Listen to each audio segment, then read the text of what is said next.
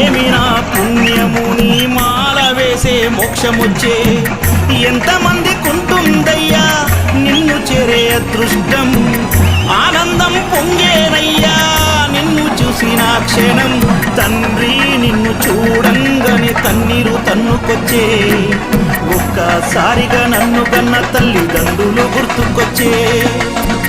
చక్కని మల్లె జాజి పూల పరుపు వేసి